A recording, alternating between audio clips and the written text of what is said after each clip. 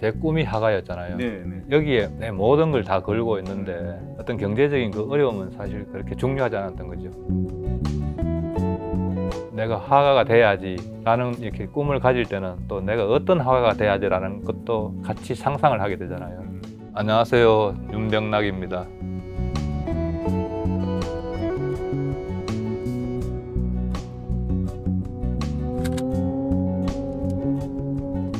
윤병락 하면 딱 사과. 예. 사과 하면 윤병락.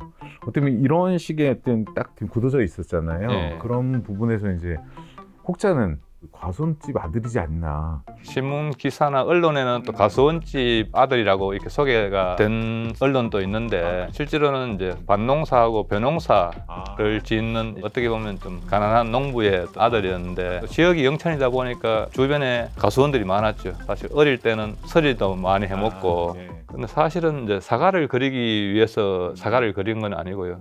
그 제가 그 전에 캔버스의 어떤 형태를 벗어나기 위한 어떤 그런 시도들을 좀 많이 했었는데 그러다 보니까 배경이 없는 어떤 그림에 관심을 가지게 됐죠. 그런 걸 하는 중에 이제 괴짝에 담아놓고 파는 이제 사과 트럭이 있더라고요. 보니까 이것도 변형 캔버스로서 충분히 작업할 수 있는 어떤 그게 조건이 되겠다 싶어서 처음에는 약간 옆에서 보듯이 약간 일반 우리가 정물을 바라보는 그렇죠. 시점. 바라보는 그런 시선으로 이렇게 해서 이렇게 느낌이 좀 괜찮게 나오더라고요. 그래서 이제 위에서도 부감 지금 현재 그리듯이 부감법으로 그려보고 했는데 근데 그 사과 상자에 대한 또 반응이 또 좋길래 계속 그렇게 사과를 하게 됐죠. 사과가 처음에 그런 식으로 나왔지만 지금은 사과가 상당히 어떻게 보면 작가님하고는 좀 다른 게 또 작용할 수도 있을 것 같아요. 저한테는 이제 추억이고 또 고향이고 제 삶을 지금 영위하게 하는 어떤 행복이고 저는 사실 이 사과 그림을 그리면서도 행복하거든요.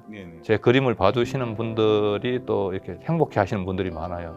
마음도 풍성해지고 행복하다, 즐겁다 라는 어떤 표현들을 많이 해주시더라고요. 그런 이야기 들을 때마다 저도 같이 행복해지는 거죠. 한 사람을 행복하게 해줄 수 있다는 건 얼마나 좋은 거예요. 그렇죠. 거의 사과는 한 20년 정도는 되셨나요? 2003년부터 이제 본격적으로 사과를 그렸으니까 대략 한 20년. 거의 20년 정도 됐죠. 그렇다 보면은 한 주제를 가지고 계속 하다 보면 약간의 좀 매너리즘 그런 게 좀 빠질 수도 있고 아니면 또 새로운 거를 뭔가 하고 싶은 또 그런 생각이 좀 들 것 같기도 한데 제가 이제 2003년도에 처음 사과 그리고 본격적으로 하기 시작한 게 한 2004년부터인데 2007년도 사실 우리 미술시장이 핫했잖아요. 네네네. 제가 이제 미술시장에 갓 데뷔한 어떤 이제 신인 작가에 가까울 정도의 좀 젊었던 시절인데 그 갤러리 사장 한 분이 이제 사과 그만 그려도 되지 않냐고. 그때 제가 했는 말이 아직은 제가 좀 더 사과를 통해서 좀 더 표현하고 싶은 것도 있고 앞으로 어떻게 바꿔갈 건지에 대한 큰 계획은 가지고 있다. 사실 이거는 누구보다도 작가님이 더 고민 많이 하잖아요. 예, 그렇죠. 근데 사실 일반인들은 잠깐 스쳐 지나가서 하는 말들이잖아요. 아직도 그리네? 예, 그럴 수도 있죠. 그리고 또 다른 거 안 그려? 그러니까 누구보다도 20년을 사과를 봐왔고 앞으로도 계속 볼 거고. 예, 그리고 좀 더 넓은 무대에 좀 알리고 싶은 부분도 있고 국내에서는 사과 그림 하면 윤병락을 다 알지만 아직까지는 해외에서 제대로 발표라든가 그런 것들을 안 했기 때문에 글로벌한 시장에 좀 더 알리고 싶은 거죠. 애플이 유명하지만 그걸 능가할 수 있는 또 다른 애플. 예, 그렇죠. 그게 우리가 뭐 세잔도 사과를 사실 많이 그렸는 작가이지만은 사과하면은 세잔보다는 그래도 일단 윤병락을 먼저 떠올리게 만들고 싶은 거죠. 우선 목표가 있네요. 예. 네. 그렇다면 작가님 같은 경우는 그림을 언제 그러면 시작하게 된 거예요? 사실 제가 이제 촌에서 자랐기 때문에 미술학원이 없었거든요. 유치원이나 이런 거 있는지도 몰랐고 또 그때는 이제 놀이기구가 없다 보니까 장난감, 총이라든가 뭐 칼 이런 칼 싸움하고 총 싸움하고 하는 그런 것들을 직접 나무를 깎아서 만들었거든요. 그래 하다 보니까 뭘 만들고 하는 거에 대한 재주가 있었던 것 같아요. 좀 재미도 있었고 초등학교 들어가서 크레파스를 처음 선물을 받았는데 그때 왕자 크레파스 있잖아요. 예. 그때 왕자 크레파스 하면 좀 알아줬거든. 대구에 영남일보라고 신문사 주최 사생실기대회가 있었어요. 그때 이제 가작이라고 상을 받은 거죠. 전교생 중에 저 혼자만 받은 거야. 당시만 해도 월요일마다 아침 조회를 하잖아요. 네네네. 단상에 시상식 하러 올라가잖아. 올라가서 상을 딱 받고 딱 돌아서는데 제 발 아래 전교생이 촥 있더라고. 갑자기 뭔가 멍하면서 약간 눈물이 핑 돌면서 내가 화가가 돼야 되겠다.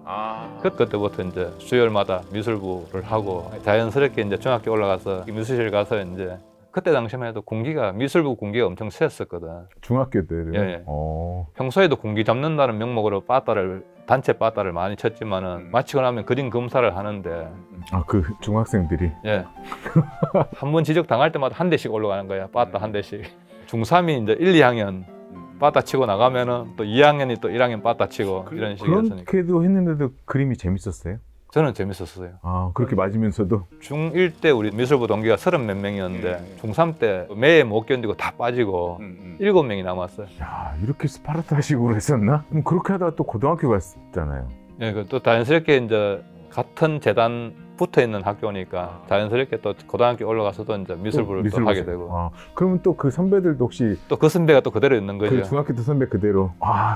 끝이 없네요. 어떻게 보면. 입시를 할 때도 미술 학원을 안 다녔어요. 이제 수업 마치고 미술실에 가서 이제 선배들께 그림 배우고 고3 때 이제 우리끼리 친구 한 명하고 재수하는 선배 한 명하고 아파트 상가에 어떤 점포를 하나 임대해서 우리가 월세 주면서 이제 석고상 사다 놔놓고 우리가 직접 이제 그림 그리고 하실에서 이제 먹고 자고 이렇게 생활을 했었으니까 집에 안 들어가고 아침에 고물 주우러 다니고 고철 있잖아요. 고철이나 빈병 주워서 그거 팔아가지고 하실 앞에 있는 짜장면 집에 가서 이제 짜장면 한 그릇 사 먹고. 그래도 어떻게 재수도 안 하시고 대학교를 바로 들어가셨어요? 사실은 이제 저 같은 경우에는 고1 때 그때 딱 생각에 내가 지금 시험 쳐도 대구에 있는 학교는 다 들어가겠다. 교내전을 하면은 선배들이 와서 니 지금 대학 들어가도 들어가겠다. 칭찬들을 하니까 어린 나이에 세상 물정 모르고 좀 자만에 빠져 있었던 거죠. 사실은 이제 제가 홍대를 가고 싶었는데 아버지가 또 일단 반대를 했고 우리 형편에 니 서울 못 보낸다. 대구에 너가 삼촌도 있고 하니까 대구에 있는 학교를 가라.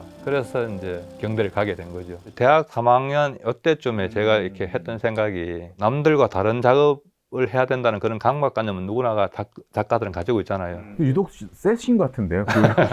제가 대학 4학년 때 이제 대한민국 미술대전에서 특선 받았던 작품이 있는데 그 작품은 인체를 화면 전반부에 배치를 하고 얼굴 없고 몸통이 화면 앞에 꽉 막고 있으니까 사실은 좀 답답한 구도가 될 수가 있잖아요. 그대로 했을 때. 그렇죠. 그래서 그 답답함을 깨기 위해서 이제 그 가슴을 뚫어서 터널로 만들어 가지고 그 안에 이제 원근감을 주기 위해서 이제 철기를 그려놓고 그리고 화면의 어떤 단순함을 좀 깨기 위해서 이제 화면의 면분할을 해가지고 화면의 어떤 변화를 이렇게 하고 그렇게 해서 그때 제가 특선을 받았는데 그 특선 됐다는 그 신문 그 입상자 명단을 보고 엄청 기뻤었거든요. 네네네. 그때 제가 인생 살면서 아마 제일 기뻤던 순간 중에 한 순간이 또 그 순간이었거든요. 한 며칠 지났나? 한 3일 좀 지나고 난 다음에 김홍수라는 사람이 전화가 왔는데 전화를 해달라고 하더라. 가슴이 두근두근거리는 거야. 그때 당시에만 해도 김홍수 하면은 감히 이렇게 쳐다도 못 볼 어떤 대가고 어른이시니까. 그때 93년도 미술대전에 이제 심사위원장을 맡으셨더라고. 심사를 들어가도 심사위원장이나 심사위원들이 그 수상자한테 직접 연락 안 하죠. 연락해서 뭐 그림에 대한 이야기를 안 하잖아요. 그렇죠. 있는도 없고 전혀 모르는데 자네 그림이 뭐 심사할 때 원래 내가 대상 후보에 올렸는데 자네 아직 나이가 어리니까 좀 더 지켜볼 시간이 있다. 그래서 이제 특선을 줬다. 근데 자네 그림의 어떤 색감이 참 뛰어나고 뭐가 뛰어나고 하여튼 그런 제 그림의 장점들을 막 이야기해 주시는 거예요. 역시 그 김웅수 화백님이 딱 떡잎부터 봤네요. 네. 그래서 용기를 얻었죠. 우리 사실 그 대학 4학년 때 같으면 진로에 대해서 고민을 많이 할 때잖아요. 그렇죠. 앞으로 뭐 계속 그림을 할 건지 직장을 구해서 이제 그 생업 전선에 뛰어들 건지에 대한 고민을 사실 할 때인데 김웅수 화백님의 그 전화 한 통으로 큰 힘을 얻은 거죠. 나도 열심히 하면은 충분히 그림으로서 승부 걸 수 있겠다. 대학 졸업하고도 계속 작업을 해야 되겠다라는 마음을 먹고 803 밑에 조그마한 작업실 얻어가지고 작업을 시작했었죠. 그러고 나서 어떻게 좀 풀렸나요? 상황이? 그렇진 않죠. 상 하나 받았다고 그러니까 인생이 모든 바뀌진 삶이 않으니까 누가 상 하나 받았다고 누가 뭐 전시 초대해 주는 것도 아니고 발표할 기회가 없잖아요. 나는 진짜 열심히 한번 해볼 거라고 작업실 없고 작업만 한다고 앉아 있는데 생각보다 양이 안 나오는 거예요. 이렇게 해서는 안 되겠다라는 어떤 그런 마음을 가질 때 이제 대구에 그 고급미술연구회라고 미술 애호가들이 모여 있는 그 모임이 있었거든요. 제가 이제 95년도에 제가 당선이 됐었거든요. 그래서 첫 개인전을 이제 95년도에 그 고급미술연구회 그 후원으로 하게 된 거죠. 그때 당시에 이제 24점 정도 냈는데 한 13점 정도를 팔았었어요. 그 회원분들이 한 점씩 그림을 사주시는 거죠. 그 돈을 받아서 이제 결혼 자금으로 썼죠. 그때 이제 또 결혼을. 예. 그러면서 이제 본격적으로 작가 활동을 했는데 두 번째 개인전을 이제 대백 프라자 대관전을 했는데 그림이 한 점도 못 판 거예요. 그림을 액자비 아끼려고 액자도 직접 다 만들고 대관료도 줘야 되고 또 리플렛도 만들고 했는데 전부 이제 제가 생돈을 들여서 이렇게 했잖아요. 철수해서 딱 돌아왔었는데 기분이 좀 마음이 영 이렇게 좀 답답하면서 약간 와이프 보기에도 좀 상황이. 면목이 안 서고 와이프한테 제가 약속하기도 내가 40살 될 때까지 작가로서 어떤 성공을 하지 못하면 내가 붓을 꺾겠다. 그때가 몇 살이었죠? 그때가 한 30 정도 됐을 때, 30 한두 살. 그만큼 이제 저는 좀 열심히 하기 위한 어떤 제 스스로의 자극을 주기 위한 어떤 한 방편이죠. 그런 절실함이 또 필요한 거였고. 예, 그 절실해야지 또 하니까.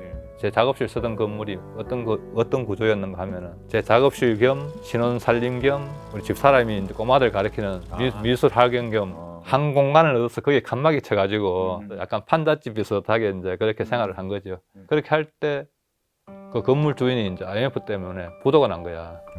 그래서 그 건물이 또 경매에 넘어가게 된 거죠. 일단 다 나가라고 하는데 가진 돈도 없고 갈 데가 없는 거야. 그때 당시 첫 애가 2~3살 정도 되었을 때거든요. 애하고 와이프는 처갓집으로 이제 보내고 저는 이제 또 작업실을 또 따로 구해야 되니까 그때 당시에 이제 그 고시원 건물 보증금도 없이 그 10평짜리 방 하나가 월세 10만 원이었는데 잠도 화실에서 자고 먹는 것도 이제 알아서 챙겨 먹고 가끔 이제 빨래하러 이제 일주일에 한 번 정도 이제 처갓집에 가서 저녁 먹고 빨래거리 갖다 주고 그러면서 그때 당시에는 이제 포항예고하고 경북예고 강의를 뛸 때니까 수업 나오고 그림을 이렇게 그리면서 전시를 맞춰 작품을 해내려니까 잠을 자고는 이게 안 되는 거예요. 또 우리가 또 사실적인 작업을 하다 보니까 시간이 많이 걸리잖아요. 매일같이 밤샘하고 아침에 잠깐 눈 붙이거나 뭐 한두 시간 허리 잠깐 펴고 또 포항까지 수업 가고 제 좋아하는 그림 그린다고 이제 와이프 학원 하는 거 고생시키고 그렇게 있는 게 이제 우리 아버지나 어머니가 보기 안 좋은 거죠. 제가 집에 또 얹혀서 살고 있으니까 아들이 제가 살해하면서 기죽어 살지 않을까라는 어떤 그런 염려 때문에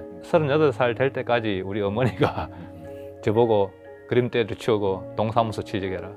돈도 안 되는 그림 그리면서 그 귀신 나오는 같은 그런 데서 나올 것 같은 그런 데서 잠도 못 자고 제가 좋아서 하는 일이지만 부모님이 보기에는 그렇죠. 힘들어 보이고 안쓰럽게. 안쓰럽고 또 사실은 며느리한테도 좀 면이 안 서고. 면이 안 서고 그때 당시에 카드 돌려막기라고 많이 유행했잖아요.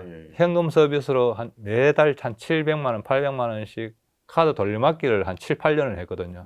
계속 이제 어떻든 이자가 조금씩 붙으니까 자꾸 액수는 조금씩 늘어날 거 아니에요.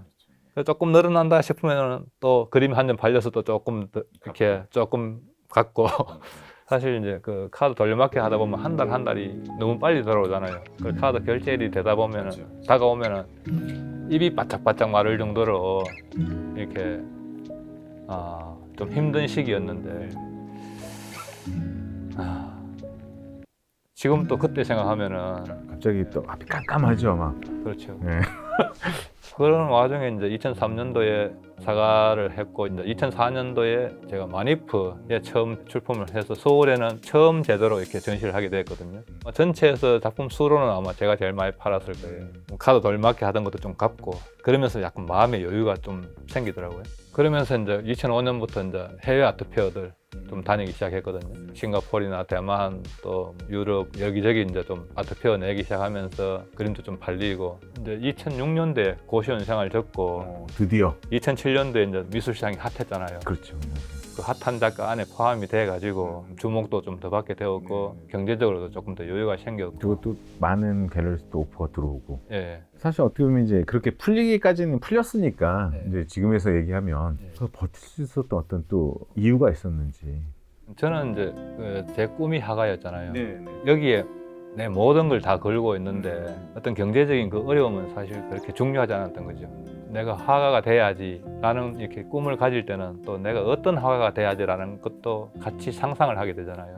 화가의 어떤 모습을 그렸을 때 우리는 보통 좀 남루한 옷차림에 장발에 머리도 제대로 안 까고 좀 지저분한 느낌에 좀 성격도 괴팍하고 그런 게 예술가라는 어떤 약간 그런 망상을 내가 대학 시절까지 좀 했었거든요. 세상에 고뇌를 치고 작업하는 그런 모습들.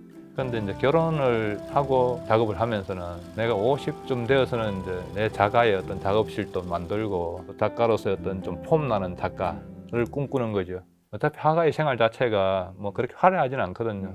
그 전시 오픈 날, 개인전 오픈 날 하루 화려한 거지. 그 나머지는 어차피 작업실에서 생활하는 거고 작업실 생활 자체가 화려할 이유가 없잖아요. 그럼 작가님이 생각하는 예술이란? 삶이죠. 우리 인생 자체가 예술인 것 같아요. 예술도 삶 속에 있는 거니까 삶과 함께하는 게 그 예술이지 않나 그런 것 같아요. 그리고 누구나가 좀 이렇게 작품을 보면서 힐링할 수 있고 사과를 보면 마음이 즐거워진다, 뭐 행복하다 그런 표현들을 많이 하시거든요. 좀 힘든 어떤 일상에서 그런 어떤 여유가 좀 생겼으면 좋겠다 그런 생각을 하는 거죠. 오늘은 참 긴 시간 동안 어떻게 보면 작가님의 삶? 그 네. 얘기를 좀 들었는데 삶에 대한 인터뷰를 할 수 있는 어떤 그런 인터뷰 기회가 잘 없는데 살아온 어떤 과정들을 또 이야기할 수 있어서 이게 의미 있는 인터뷰인 것 같아요. 너무 고맙고 긴 시간 동안 수고 많으셨습니다. 네. 예, 고생 많으셨습니다.